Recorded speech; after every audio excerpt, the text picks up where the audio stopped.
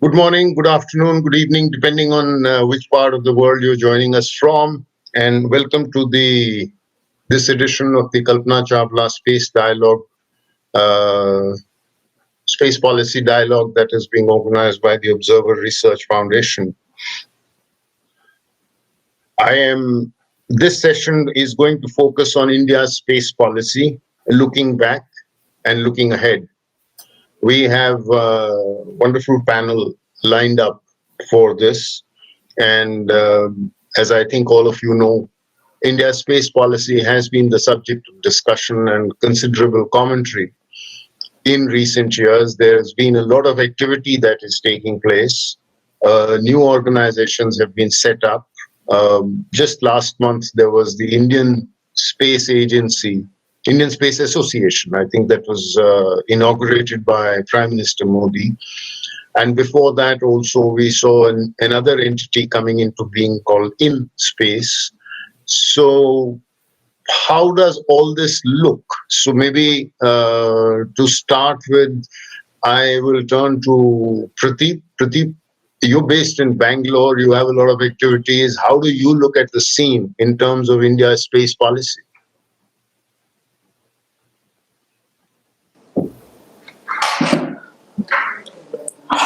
Hello, am I audible? Yes. Yes. Thank you so much, Ambassador Sood, and it's a pleasure to be speaking on this panel. I have spent the last decade, which is my professional career, working in the space industry, and I'll speak from the early 2010s to what is right now. There is a huge difference. The difference is coming because, number one, we have people who are taking up entrepreneurship in the space industry like any other domain, which was not possible before. And the reason that it's possible today is because the government has shown a lot of positive signs through institution of organizations like InSpace, by regularly promoting space tech as a key area of investment and strategic importance for the country to be opened up to private sector. So these are all positive signals, which has led to a lot of companies come up. Especially in Bangalore, you have companies like ourselves, Pixel, etc. Even Team Indus, based in Bangalore itself, and the fact that this all movements, whether it is the space policy, national space policy creation, the creation of InSpace, the overall personal touch that the government has now given to companies who are in the sector. This has definitely raised the expectation, especially from a startup angle, which is what Bangalore is very famous for, to take the plunge and create global businesses out of India. Knowing now that the Indian Space Research Organization as well as the center is taking a keen interest in this sector, both from an economic and strategic point. I'll stop myself there because there are so many other aspects around it. I'm sure others can also add to it. Thank you. Maybe Sanjuti, you are based in Washington, D.C., and I'm sure you are looking at the Indian space startup scene quite closely. So what do you think of, do you think that there is an overlap in terms of the different organizations that are being set up? Is there clarity? Do you find that their roles are clear? Because all this activity has just taken place in recent months. While there has been a buzz about it for some time, as Pradeep told us, but the government response has been somewhat, is there clarity? That is my first question. When you see the scene from outside. Sure. Thank you so much, Ambassador Sood, for the question. And thank you so much, ORF, for inviting me to this panel. It's just a great pleasure to be here. When it comes to the sort of mandate breakdowns which are in these organizations, and I'm going to primarily focus on three, that is the Indian Space Association, the InSpace, and the NSIL. I'll just give a quick background of what they're doing. So the Indian Space Association, it's basically aiming to contribute to the government of India's vision of Atmanirbhar Bharat and making it more self-reliant and a global leader in the space arena. Basically, the association is aiming to engage with stakeholders across the ecosystem for formulation and enabling of policy framework within the space segment. One of the key factors here is also that they are looking to build global linkages for the Indian space industry and bring in critical technology and investment into the country from various other organizations or just bilateral treaties or bilateral engagements with different other countries, which is a great attempt because so far it hasn't been as robust, so to say. Another prong to this approach is that they really want to take forward and undertake policy advocacy and engage deeply with different agencies and make India self-reliant in technological advancements and be a leading player in the space arena. This is somewhat, not somewhat, but I would go on to say that, we could aim for the Indian Space Association to be something like the Artemis Accord that exists in the United States. I'll just move on to the other one, which is InSpace. Now, what is InSpace looking at? It's just for those who may not know the entire acronym for this is the Indian National Space Promotion and Authorization Center, which got approved in 2020, I believe. And essentially, it wants to provide a level playing field for private companies to use the Indian space infrastructure. And it's aiming to act as a regulator or a regulatory body whose rulings would be bound by both the space agency as well as private firms in the country. So it is aimed at having members from the academia, government, representation from the industry on its board, and is supposed to fall under the Space Commission. Now, there is a sort of gray area here. We again don't have too much clarity on what exactly it's going to be because we don't have literature much to state that how the mandate is going to be laid out clearly word to word. We don't have a black letter of the law. And the final one, which is the NSIL, which was again passed in the 2019 budget, where the government has announced the setting of this organization, which is going to be a public sector company that will serve as the marketing wing for the ISRO. The issue here would be that it is much like Antrix, which has been the commercial arm of ISRO. So the blurring line here is whether both of them are going to be conducting the same sort of operations and whether they have the same missions to accomplish or whether that's going to be distinct from each other. So that's again a clarity that is lacking in this effort. Therefore, I think we need to sort of wait and watch how the government is going to write it down or delineate all the objectives that each of these organizations is supposed to deliver. Thank you. Thank you. I think that helps a lot. It explains that the mandates and the fact that there is still a bit of gray areas in terms of who does what. Anirudh, your company has been working in the space tech sector and looking at the legal aspects of it. I mean, something that Sanjuti said, she said that InSpace, for example, is supposed to be an authorization, a regulatory kind of, provide a regulatory framework. But normally, regulatory bodies are independent of the main operator. So, like the telecom regulatory doesn't come; it's an autonomous body with its own setup under its own act and so on. That's not the case to the best of my knowledge. So how do you look at particularly if the private sector has to come in, what kind of clarity do they need in terms of regulatory frameworks, liability frameworks, etc.? Thank you. Thanks, sir. So, no, absolutely right. One that this challenge of having the in-space not as an independent body, independent from the ISRO and other arms of the DOS, is not a new issue or a new challenge for the industry. This has been the case even back in the day when we had, Antrix kind of handling all of, commercial operations for the DOS.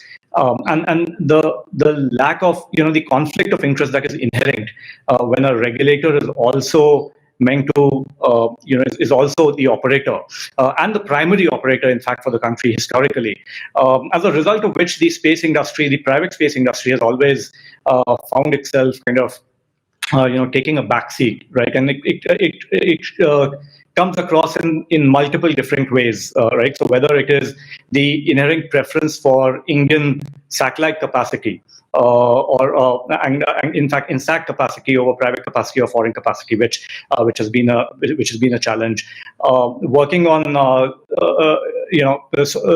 so I mean, if I could take the example of the many challenges that Team Indus, one of the earliest kind of marquee missions, private missions out of India, one of the many challenges that was speculated to, have kind of come in the way of that mission was also that, the ISRO at the same time was also planning its own Chandrayaan mission, right? And that again is an inherent conflict, which kind of starts to manifest itself in various ways. One additional thing that I would like to bring about, and adding to what Sanjati was talking about from the perspective of a lack of clarity generally, in when there are multiple entities within the DOS umbrella, right, that are looking at different things, and you don't have absolute clarity on who's supposed to do what. Within the umbrella of the DOS itself, we continue to still add and propose more and more separate entities, right? So, for example, the new the draft Spacecom policy now proposes a PSU that will be responsible to which the ISRO is expected to hive off its assets, right? Now, the remote sensing policy also makes a reference to a new PSU, again, to commercially manage remote sensing assets of the government.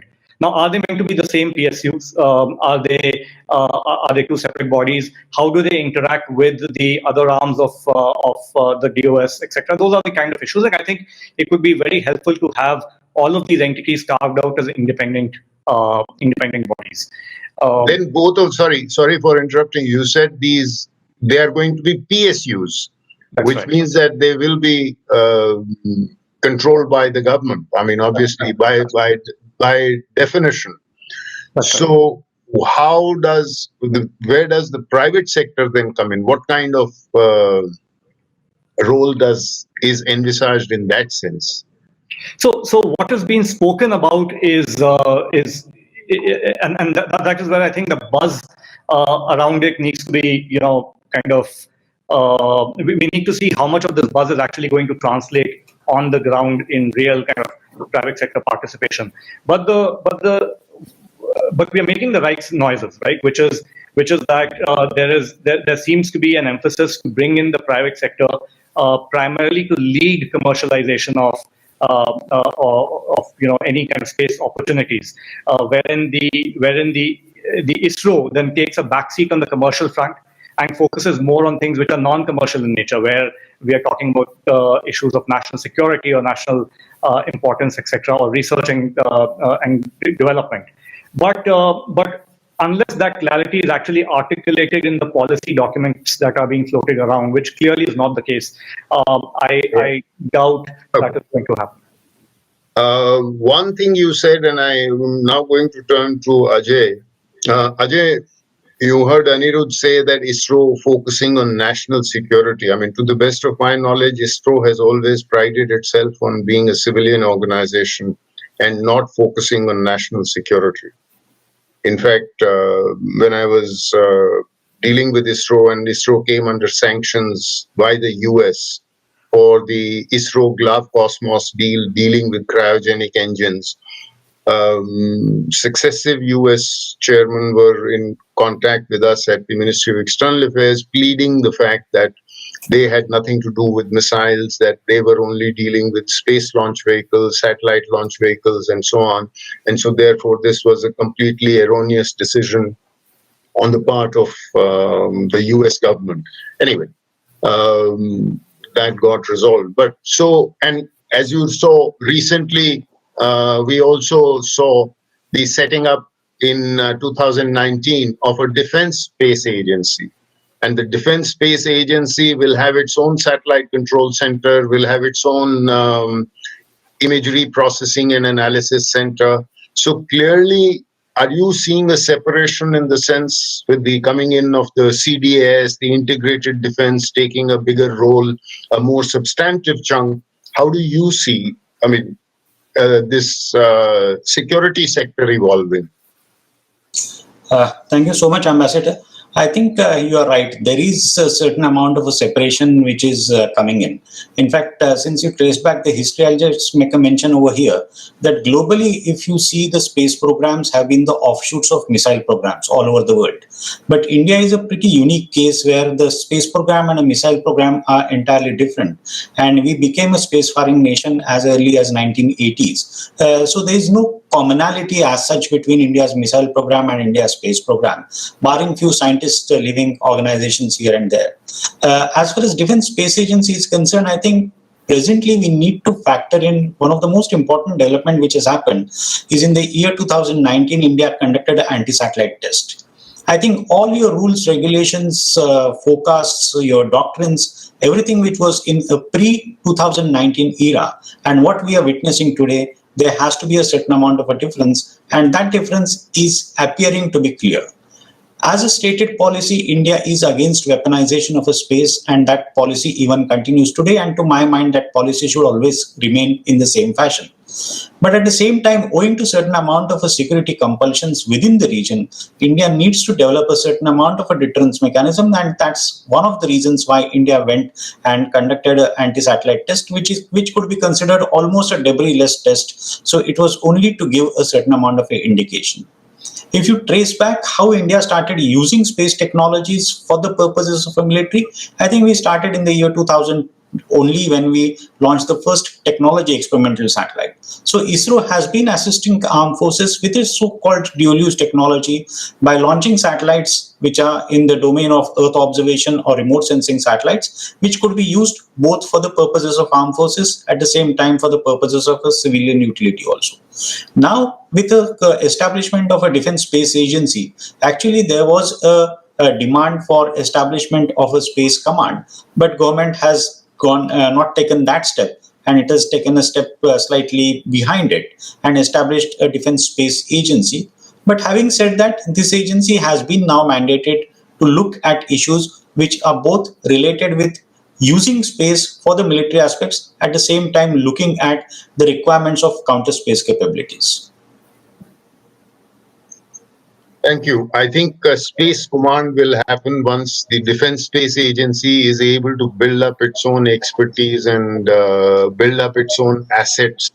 Because even in the case of the United States and Russia, it's only in 2015 that Russia established the Russian Aerospace Forces, which actually combines their Air Force, Missile Defense Force, and Space Force. China has also moved in that direction, as has France. And in 2019, it was when President Trump announced the setting up of a Space Force. They had a Space Command earlier. So I guess this is something that is going to happen in due course. But one of the things that it brings me to, and I'll just turn to you, Anirudh, because it links up directly with what you said, since you use the term of national security with regard to ISRO. Do you think the time has come for, instead of one, they put out a draft Spacecom for communications draft law for consideration and eliciting comments, but do you think that what we need is a clearer, enunciation of space policy and what is the role of ISRO in terms of what it does. Because what has happened traditionally is that the sector has been dominated by ISRO. I mean, they carry out the launches, they own the satellites, they receive the data, they process the data, they sell the data through Antrix and now through NSIL and so on. So there is it's a seamless whole, as it were. And therefore, there is a particular structure that it has of a Department of Space, ISRO, Space Commission, and all of that. But essentially, all leading up to one person. Whether he wears the hat of, and so far it has been a he, whether he wears the hat of Secretary Space or Chairman ISRO or Space Commission Chief or whatever. So how do you see the legislative space being reformed in that sense to be able to permit what Pradeep and Sanjuti are looking for? Sure. So I will try and answer this largely from a Spacecom lens. And this issue, I think, also, this Spacecom is a good case study to answer this question, because the issue further gets amplified, the confusion gets amplified for that sector. And just like Sanjuti, gave us the, laid down for us how different arms of the DOS today are functioning in this sector, and there is confusion and lack of clarity. When it comes to Spacecom, it is not only the DOS entities, but it is also the Department of Telecom that and unfortunately, while the Spacecom policy of today and of yesteryears does not give us clarity on how the two are supposed to engage with each other to give clarity to the industry. In fact, it gets even more, and I can say this from practical experience of advising clients, when we are charting out a plan, a roadmap for our licensing, which are multiple licenses that typically travel to various different arms of the government over a period of time, there is lack of clarity on who do you go to first. So it is clear that you have to go to both. It is unclear who will prevail over what. Or will both have, and ultimately, who do you go to first as well? So if I go to the DOS today, I don't get a clear answer, because they say, well, but have you,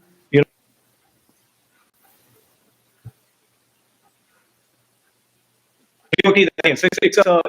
Sorry, we lost you for just a fraction of a minute. You were saying that when you go to ISRO today, you don't get a clear answer, and then we lost you. Can you just take it from there? Yes. So I'm saying that even when we if we would go to one arm of the government, or say the DOS, sometimes to what extent can DOS clear a particular license or an approval until the DOT, which is also meant to which also has a say on the same subject matter, has given you a clearance, or at least has weighed in, or its inputs have been taken.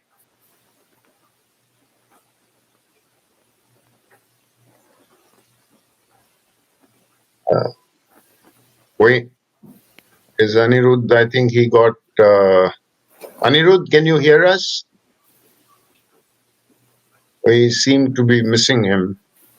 And now I think we've missed on Pradeep also. Well, yeah, Pradeep, are you with us? Yeah, I'm here. I think we lost Anirudh, the Ambassador Sood. I know he was in the middle of. Anirudh, are you back with us? Okay, while Anirudh comes back, let me just pose the question to you slightly differently, in the sense that since you deal with ISRO, you think ISRO is ready to shed some of its roles? Because ultimately what it seems to me to be is that since ISRO is regulator, ISRO is operator, ISRO is, it determines the market, everything, it's the technology owner. So it has to, if it has to let the private sector in, then it has to shed some of its paternal role, as it were. Do you think that is going to happen? Well, with all honesty, I don't think it will happen completely. I think. No, obviously not. I mean, it has a certain role in terms of, it has a certain history, it has its institutional expertise and infrastructure.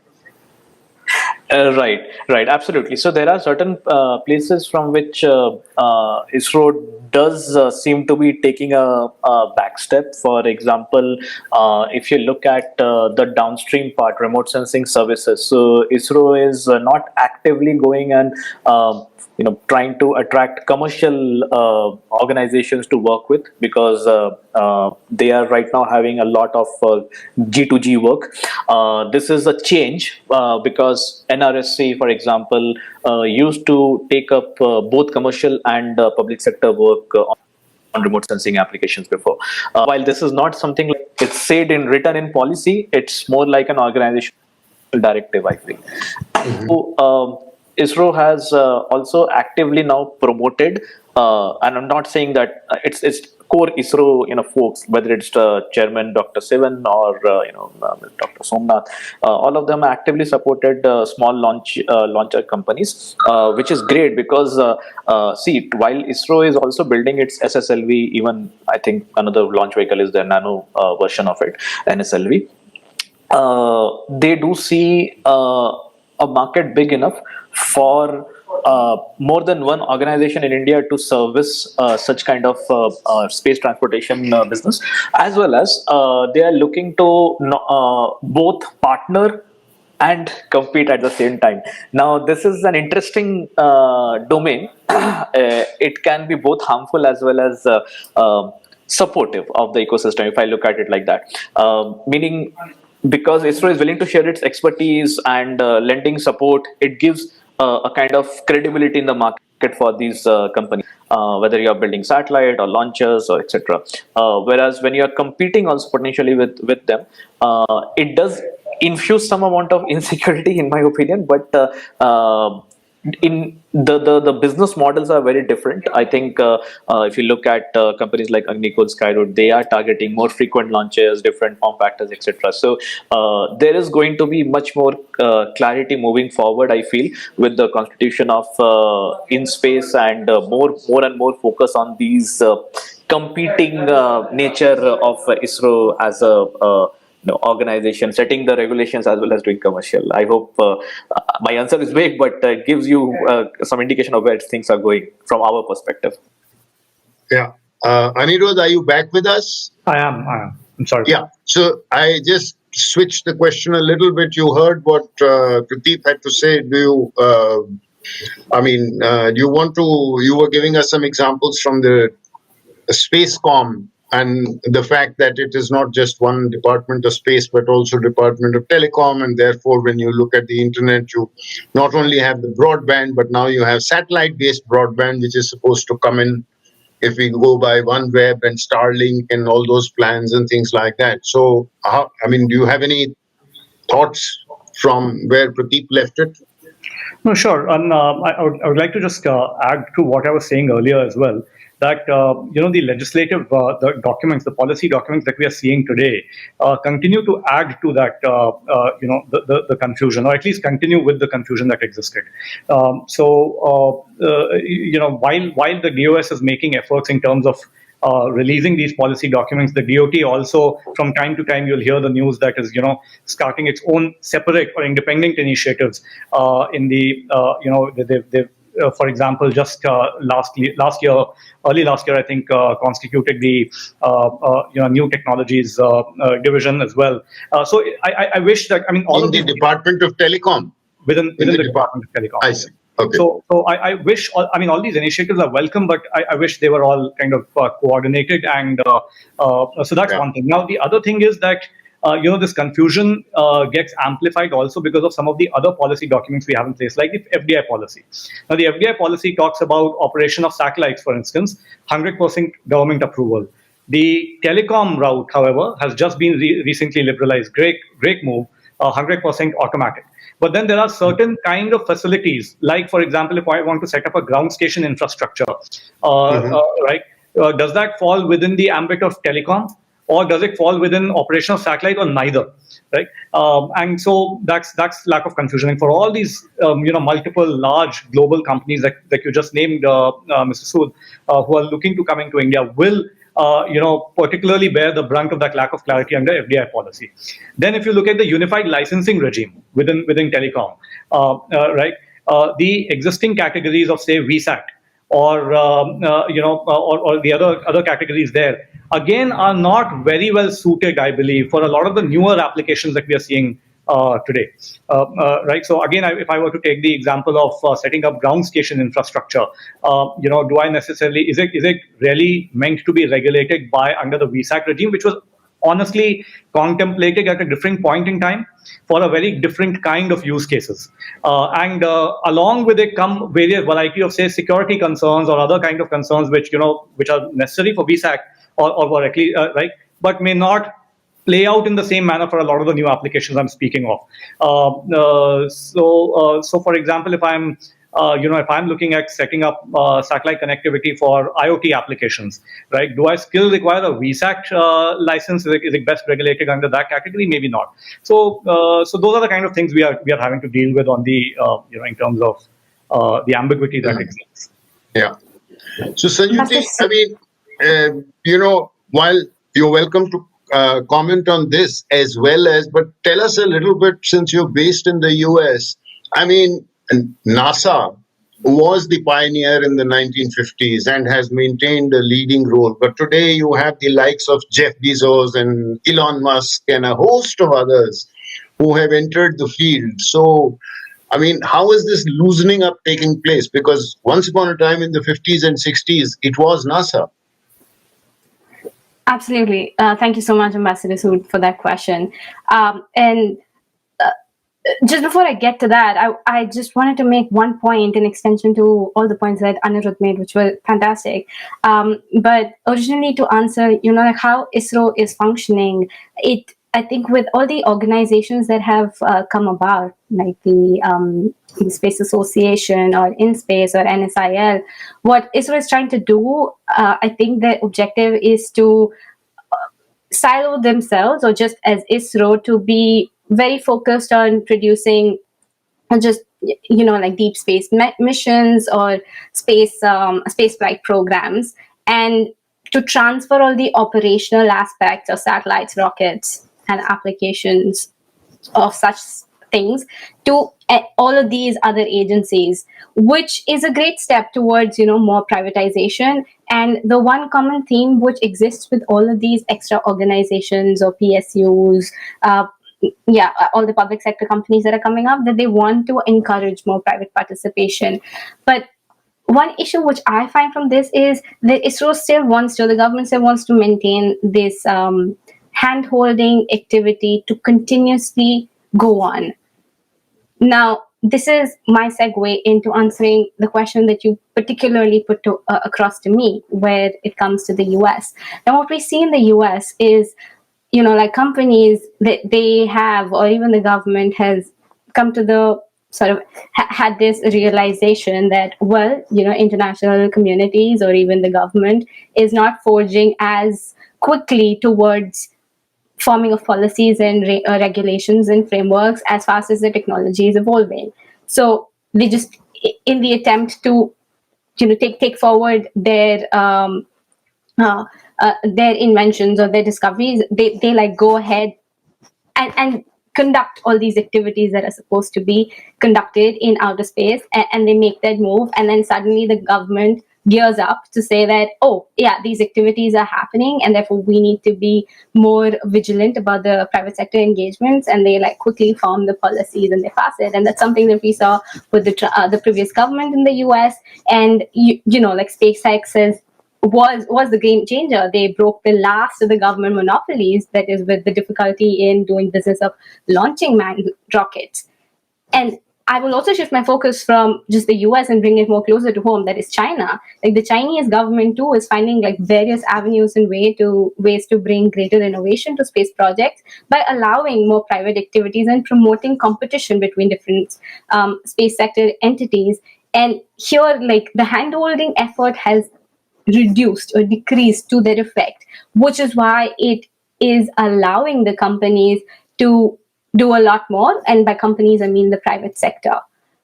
So yeah, this would be my take. And I think like India is gearing towards it, especially with the quadrilateral security dialogue, which is in the news like almost every other day. The Quad, it's basically they want to leverage their collective space capabilities, right? And in doing so, we need to be able to provide like clarity on regulations and policies. And lastly, I would like to say that we want to take the country's participation in the global space business from the 2% stand that we are at right now in the 440, I believe, $billion space industry. We want to take it from that 2% to 10%. And this has been stated time and time again by Prime Minister Modi, by all the chairmen who are coming up in these agencies. In this effort to get to that, I think we really need to be working a lot more quicker in a lot of regards. So like policy or laws and regulations shouldn't be the ones pulling us back. Well, but that is precisely the question. I mean, it is like a parent who sees the child grow up, but then at a certain point, the parent has to step back and let the child, you provided a nurturing environment, and now it's time for the little baby bird to also start flying. So that requires a whole different letting go approach rather than the paternalistic control approach. And I think that's where the dilemma seems to be, in addition to the fact that since multiple agencies are involved, and we all know, and that is not just true for India, it is true for any government, that where you have multiple agencies getting involved, you will have tough battles, and you need much closer, much stronger, much tighter coordination in terms of whether it's telecom or whether it is space or, who does what kind of thing. Ajay, coming to you, I mean, you mentioned about the ASAT test that India had carried out. Now, that was a kinetic kill kind of an approach. But today we are looking at different kinds of satellite neutralizing capabilities, and those that relate to co-orbitals or directed energy weapons and things like that. So given the fact that there is increasing number of satellites, we are talking of small satellites being launched in constellations of hundreds and thousands. I mean, how does that environment look to you with this developing technologies which put satellites at risk as we become more and more dependent on satellites for everything? I think particularly what we are witnessing is about the internet and the type of satellites which have been launched in a big constellations. Even astronomers have been pretty unhappy about it because the vision to the sky itself is getting blocked. I think now the time has come that one has to have a certain clear amount of a policy guidelines available all over the world, because there has been after Outer Space Treaty no treaty mechanism. You had a failed attempt of Space Code of Conduct, again a Space Code of Conduct, something akin to Hague Code of Conduct, where there is no legal binding mechanisms which are available. Because only last month China had launched one satellite. The satellite was meant for the purposes of identifying how to mitigate the debris problem, and debris problem is going to be huge. But there is a good amount of a criticism that this actually launch by China was something testing of satellite crushing technology, satellite crushing weapon technology. So there are various types of technologies which could be developed by various countries. I'm only not naming China over here, on the garb of removing the debris. And if you see the activities which are increasing in space, now people are talking of repairing satellites out into the space. People want to change the power sources of the satellites out into the space, because actually when satellite goes deaf, the optics or the remaining part remains the same. It's only the power which is an issue. So there are a lot amount of robotic experiments which are going to happen in coming few years. And that's going to have a major amount of a threat from the space weaponization point of view. Because today, if I am having a space station and I am having a robotic arm, that same robotic arm could be used for grabbing other satellites. So it actually depends on the imagination what one can do out into the space for the heinous purposes. To stop all these things, we need to have certain global sort of a treaty mechanism, which again appears to be a issue which not going to go further because of the inherent challenges which are involved into it. Because your entire missile defense architecture goes for a 6 when you have a treaty mechanism which amounts to, say, banning weaponization of a space or banning space weapons. So there are going to be huge challenges, and particularly the type of activity which are increasing in space, one has to be pretty careful about it, and there has to be a global view on this subject. You're right, absolutely. And I think it is important to understand that, because the Outer Space Treaty goes back to 1967. And at that time, there was just the beginning of the missiles, ballistic missiles. And now, of course, we see all kinds of developments. So in a sense, there has already been a militarization of space. And now the challenge is to prevent the weaponization of space. And that requires a different level of international cooperation and coordination. So while we look at that at one hand, I think it is also quite clear that ISRO, even though it has a budget of nearly $2 billion a year, yes, roughly thereabouts. But that's not enough if we need to get to the targets that Sanjuti was telling us about, of what the government wants to tap into the commercial space services market. And that budget is not going to suffice, because how many launches can we have? So ultimately, we will need policy clarity.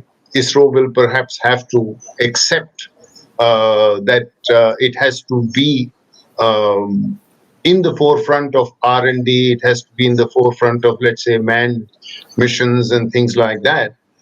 But it will have to cede a degree of control to provide the nurturing environment that is necessary for the private sector to play its due role in India's economic transformation and the Atmanirbhar Bharat that we have talked about. So once again, thank you all very much for what has been a very informative and educative session. Thank you and good luck.